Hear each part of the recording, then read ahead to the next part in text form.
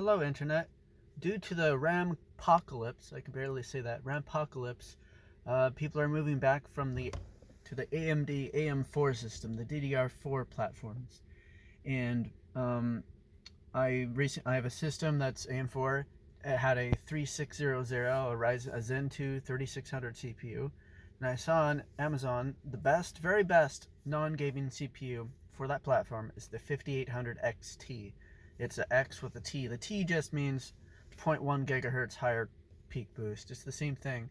And I'm worried that will become short supply as well. So I went ahead and bought it. That's my sister's machine actually. And there are a lot of reviews and how to cool it, how to undervolt it, how to overclock the 5800X XT, use an aftermarket cooler. Here's the thing. The stock AMD Wraith Prism, it's a better version. The Wraith, and then the Prism is an even bigger heatsink with I don't know about the fan, but the fan is really good. Long story short, the heatsink is perfectly adequate. The Wraith Prism has a little low-high slider on the heatsink. So the maximal RPM given the PWM signal by the motherboard. The maximal PWM signal will give the higher RPMs if you have it on high mode. It's audible, but it's at full load with R23 or OCCT Extreme. It's in the mid 70s. And this is with an undervolt.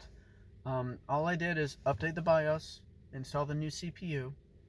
I added some additional Arctic MX4 thermal compound just to be sure. So I'm sure there's too much under there, but nice and squished with good thermal compound. I left the stock pattern on, and it's the only change I made to the BIOS is undervolt by curve optimizer, negative offset 20, which is like 60 to 100 millivolts undervolt. That's all I did with the stock heatsink, full load, mid 70s, consistently heat soaked.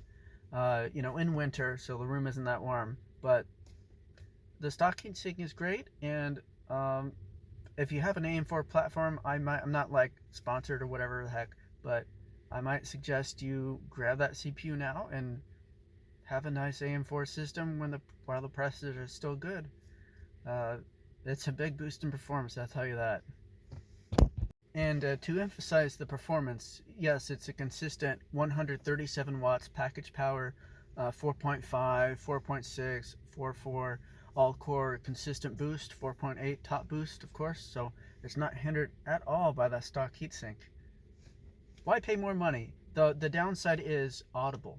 The RPM is 3,000 plus, but it's working hard for you, so it's going to make some noise. That's the one thing, but the performance is great. Just use the stock one, I would say.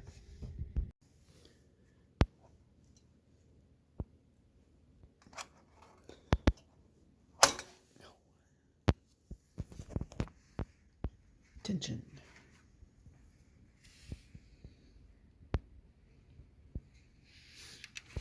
When I unplug your video card, this instantly, the latch broke off immediately. So I'm going to need to get another connector for your GPU.